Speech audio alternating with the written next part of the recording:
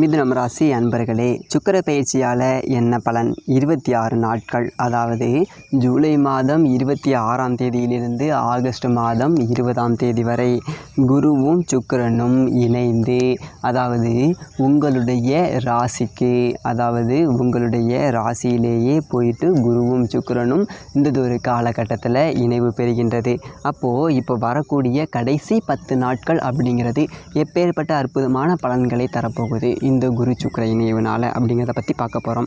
சுக்கிரன் அப்படிங்கிறது மிதுனம் ராசி அன்பர்களுக்கு யார் அப்படின்னா 5க்குரியவன், அதாவது பூர்வ புண்ணிய ஸ்தானத்தோட அதிபதி, பஞ்சம ஸ்தானத்தோட அதிபதி, காதல் ஸ்தானத்தோட அதிபதி இந்த சுக்கிரனே. விரயத்தை கொடுக்கக்கூடிய விரயாதிபதியும் அந்த சுக்கிரன் தான். எங்கே அப்படின்னா உங்களுடைய ராசியிலே வந்துட்டு அமரப்போகின்றார். அப்போ உங்கள் ராசியில் யார் இருக்காங்க அப்படின்னா குரு பகவான். குருங்கிறவர் 7க்குரியவன், திருமண ஸ்தானத்தோட அதிபதி, தொழில் ஸ்தானத்தோட அதிபதியும் அதே குரு. அவர் ராசியிலே வந்து அமர்ந்திருக்கின்றார். இன்னொரு முக்கியமான விஷயம், தனிப்பட்ட முறையில் ஜாதகம் பார்க்க இந்த வாரத்துக்கான அப்பாயின்மெண்ட் ஃபிக்ஸ் பண்ண சொல்லி நிறைய பேர் கேட்டிருந்தீங்க. இப்போது ரூபாய் 299 தெளிவாகவும் விளக்கமாகவும் ஜாதகம் பார்த்து தரவங்க. தாழ்மையான வேண்டுகோள், இந்த நம்பருக்கு ஃபோன் கால் அல்லது வாட்ஸ்அப்பில் கூட நீங்கள் கேட்டு அவங்களுடைய அப்பாயின்மெண்ட் அப்படிங்கிறத ஃபிக்ஸ் பண்ணிக்கலாம். உங்களுக்கு தேவையான அனைத்து டீட்டெயிலுமே நம்ம டீமில் இருக்கிறவங்க கொடுத்துருவாங்க. அப்பாயின்மெண்ட் டேட் மற்றும் டைம் ஃபிக்ஸ் பண்ணதற்கு பிறகு அந்த நேரத்தில் நான் உங்களுக்கு ஃபோன் கால் பண்ணி ஜாதகம் பார்த்து பலன்கள்ங்கிறது சொல்லிடுவேங்க. ஜஸ்ட்டு நீங்கள் வாட்ஸ்அப் அல்லது ஃபோன் காலில் உங்களுக்கான டவுட் அப்படிங்கிறத கிளியர் பண்ணிக்கலாம். சரிங்களா? உங்களுக்கான அப்பாயின்மெண்ட் டேட் மற்றும் டைமை ஃபிக்ஸ் பண்ணிக்கலாம். அப்புறம் நிறைய பேர் கேட்குறாங்க எவ்வளோ நேரம் ஆகும்னு சொல்லிட்டு. ஃபஸ்ட்டு நம்ம உங்களுடைய ஜாதக கட்டத்தை பார்த்துட்டு ஜனனகால பலன்கள் அப்படிங்கிறத சொல்லிவிடுவோம். அதாவது இந்த ஜாதகக்காரங்களுடைய வாழ்க்கை எப்படி இருக்கும், கேரக்டர் எப்படி இருக்கும் அப்படிங்கிறத சொல்லிவிடுவோம். அதுக்கப்புறம் கோட்சாரத்தின் அடிப்படையில் கடைசி ஒரு 2.5 வருஷம் எப்படி இருந்துச்சு, எதிர்காலம் வரக்கூடிய 2.5 வருஷம் அதெல்லாம் எப்படி இருக்கும் அப்படிங்கிறதெல்லாம் பார்த்துடலாம். அட் லாஸ்ட் பர்டிகுலராக இந்தந்த டைமில் என்னென்ன நடக்கும், இந்த டைமில் என்னென்ன நடந்துச்சு அப்படிங்கிறதெல்லாம் பார்த்துட்டு உங்களுக்கான தெளிவான விளக்கமான பலன்கள் அப்படிங்கிறத சொல்லிடுவாங்க. இதை தாண்டி உங்களுக்கு ஏதாவது சந்தேகம் இருந்துச்சு அப்படின்னா கூட நீங்கள் கேட்டுக்கலாம். ஒவ்வொரு ஜாதகத்துக்குமே 30 நிமிஷம் வரைக்கும் நம்ம எடுத்துப்போம். தெளிவாகவும் விளக்கமாகவும் பொறுமையாகவும் உங்களுக்கு நாங்கள் சொல்லிடுவோங்க. இது இல்லாமல் வேறு ஏதாவது சந்தேகம் இருந்துச்சு அப்படின்னா கூட நீங்கள் டவுட்டுங்கிறது கேட்டுக்கலாம். கடைசியாக ஜாதகம் இல்லைனாலும் பரவாயில்ல, பிறந்த தேதி, பிறந்த நேரம், பிறந்த இடம் மட்டும் சொன்னாலே போதுங்க. நாங்கள் உங்களுக்கு ஜாதகம் பார்த்து பலன்கள் அப்படிங்கிறது சொல்லிவிடுவாங்க. நீங்கள் வாட்ஸ்அப்பில் ஜஸ்ட் ஒரு மெசேஜ் மட்டும் பண்ணாலே போதும், இல்லை ஃபோன் கால் பண்ணி உங்களுடைய அப்பாயின்மெண்ட் ஃபிக்ஸ் பண்ணால் மட்டுமே போதுங்க. சரி, வாங்க நம்ம வீடியோக்குள்ளே போகலாம். அப்போது உங்கள் ராசி லக்னத்தில் பார்த்தீங்க அப்படின்னா குருவும் சுக்கிரனும் இணைவு பெற்று இருக்க போகிறாங்க இந்த 26 நாட்கள். அப்போது இந்த 26 நாட்களில் என்ன மாதிரியான பலன்கள் அப்படிங்கிறத டீட்டெயில்டாக பார்க்கும்போது, சுக்கிரன் அப்படிங்கிறது இந்த மிதுனம் ராசி அன்பர்களுக்கு யோகத்தை தரக்கூடிய ஒரு கிரகம். 5க்குரியவன் அல்லவா, யோகத்தை தரக்கூடியவனும் உங்கள் ராசியிலே போய்ட்டு அமர்ந்திருக்கிறாரு. அப்போது குரு அப்படிங்கிறது நல்லது, அதாவது இயற்கை சுபர்கள் என்று சொல்லக்கூடிய குருவும் சுக்கிரனும் இணைந்திருக்கின்றது. அந்த இருவரும் பணத்தை கொடுக்கக்கூடியவர்கள், தனத்தை கொடுக்கக்கூடியவர் உங்கள் ராசி, உங்கள் தலைமையிலேயே உட்கார்ந்துருக்காங்க. அப்போ உங்களுக்கு பணம் கிடைக்குமா கிடைக்காதா? நிச்சயமாக பணம் உண்டு. இந்த ஒரு காலகட்டத்தில் பொருளாதாரம் சார்ந்த விஷயங்கள் மிதுனம் ராசி அன்பர்களுக்கு சிறப்பாக செயல்படும். நீங்கள் எந்ததொரு வேலையில் இருந்தாலும் சரி, எந்ததொரு தொழிலாக இருந்தாலும் தன பிராப்தம் அப்படிங்கிறது நிச்சயமாக உங்களுக்கு உண்டு. அதே மாதிரி ஆனால் அதே சமயத்தில் குருவும் சுக்கிரனும் எதிர்த்தன்மை கொண்டவர்கள் என்பதையும் நீங்கள் ஞாபகத்தில் வைத்து கொள்ள வேண்டும். அதாவது குரு கிழக்க போச்சு அப்படின்னா சுக்கிர பகவான் மேற்க போவார். அப்போ என்ன எதிர்த்தன்மை அப்படிங்கிற அந்த ஒரு தன்மை இருக்கிறதுனால அந்த சில விஷயங்களில் நீங்கள், அதாவது குடும்ப விஷயத்தில், கொஞ்சம் வாக்கு சம்பந்தப்பட்ட விஷயத்தில் கொஞ்சம் எதிர்மறை எண்ணங்கள் அப்படிங்கிறது வர ஆரம்பிக்கும், எதிர்மறை கருத்துக்கள் அப்படிங்கிறது வர ஆரம்பிக்கும். ஸோ இந்த ஒரு காலகட்டத்தில் கொஞ்சம் விட்டு கொடுக்கணும். அனுசரணையோட கோபம் அப்படிங்கிறத ஞாபகத்தில் வச்சுக்கோங்க. ஏன் அப்படின்னா குரு சுக்கிரன் அப்படிங்கிற 2 கிரகங்கள் 7ஆம் இடம் என்று சொல்லக்கூடிய திருமண ஸ்தானத்தை பார்க்குது. அப்போது அந்த இடத்துல கணவன் மனைவி இருக்காங்க. அப்போ கணவன் கிழக்க போனார்னா மனைவி மேற்க போவாங்கன்னு அர்த்தம். அப்படின்னா என்ன அர்த்தம் அப்படின்னா எதிர்த்தன்மை, எதிர் கருத்துக்கள் அப்படிங்கிறது வரும். கருத்து மோதல்கள் அப்படிங்கிறது வராமல் பார்த்து கொள்வது இந்த மிதுனத்திற்கு சிறப்பு அப்படிங்கிறதை ஞாபகத்தில் வைத்து கொள்ளுங்கள்.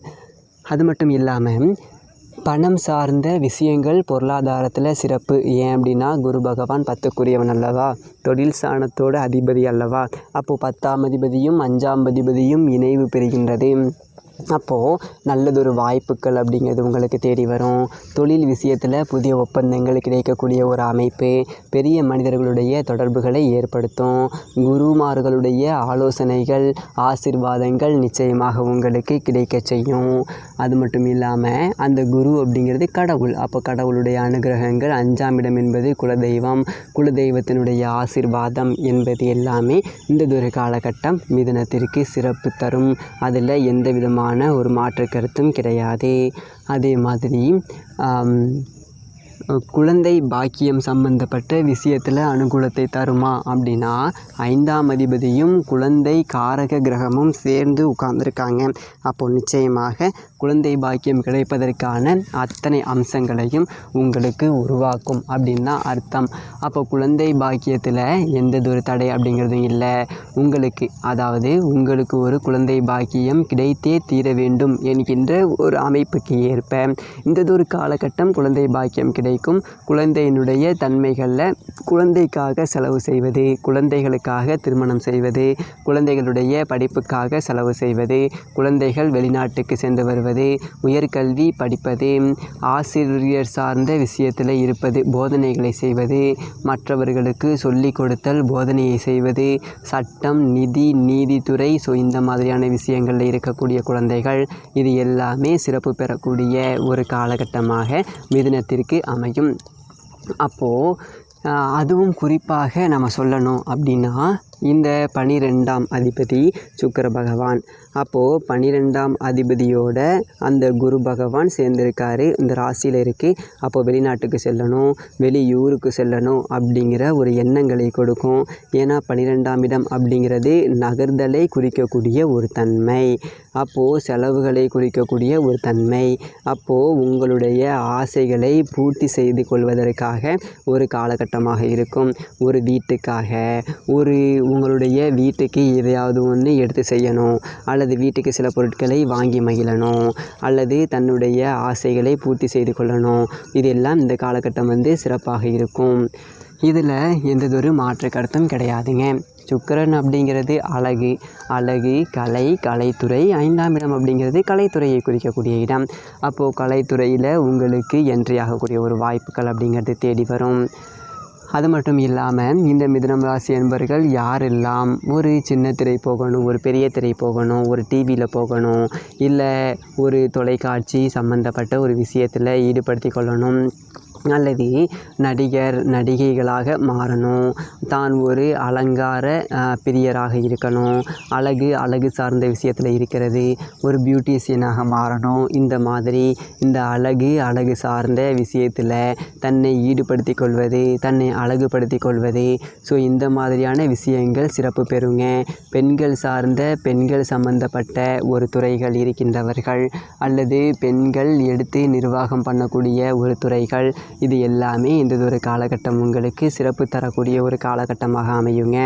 அது மட்டும் இல்லாமல் 5ஆம் இடம் அப்படிங்கிறது விளையாட்டுத்துறையை குறிக்கும்.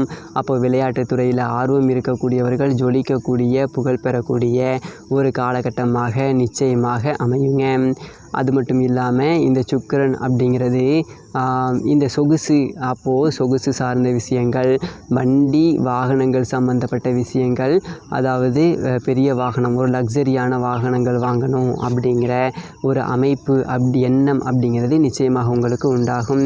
ஏன்னா இந்த காலகட்டத்தில் பார்த்தீங்க அப்படின்னா சுக்கிரன் செவ்வாயினுடைய நட்சத்திர சாரத்தில் பிரயாணம் பண்ணுறாரு. செவ்வாய் அப்படிங்கிறவர் மிருகசீரிஷம் நட்சத்திரத்தில் பிரயாணம் பண்ணும்போது சுக்கிரன் அந்த செவ்வாயாக செயல்படுவார். அப்போது செவ்வாய் நீங்கள் சொல்ல வேண்டியதே கிடையாது. அப்போது அந்த ஒரு காலகட்டத்தில் செவ்வாய் 4ஆம் இடத்துல இருப்பார். அப்போது நிச்சயமாக வண்டி வாகனங்கள் வாங்கணும் அப்படிங்கிற ஒரு எண்ணங்கள் அப்படிங்கிறது, இடம் வாங்கணும் அப்படிங்கிற, அதாவது அந்த உணர்வுகள் எல்லாமே அதிகமாக வெளிப்படுத்தும் அப்படின்னு சொல்லலாம். அதற்கான செயல்பாடுகளும் உங்களுக்கு துரிதப்படுத்தப்படும் இந்த ஒரு காலகட்டத்தில். அதே மாதிரி இந்த ஆகஸ்ட் மாதம் 1ஆம் தேதியிலிருந்து ஆகஸ்ட் மாதம் 11ஆம் தேதி வரையும் பார்த்தீங்க அப்படின்னா ராகுவோட நட்சத்திர காலத்தில் சுக்கிரன் செயல்படுவார்.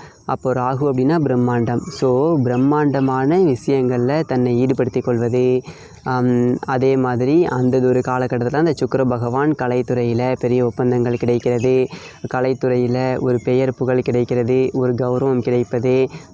அதே மாதிரி வெளிநாடு சம்பந்தங்கள், அதாவது இந்த ராகுனா அந்நியர்கள் அல்லவா, அந்நியர்கள் வெளிநாடு, அப்போ இந்த வெளிநாடு சம்பவங்களுக்கு நீங்கள் போகிறது, வெளிநாட்டு சம்பந்தப்பட்ட விஷயங்களில் தன்னை ஈடுபடுத்தி கொள்வது, அந்நிய மதத்தினரோட பழகுவது, இது எல்லாமே இருக்கும்.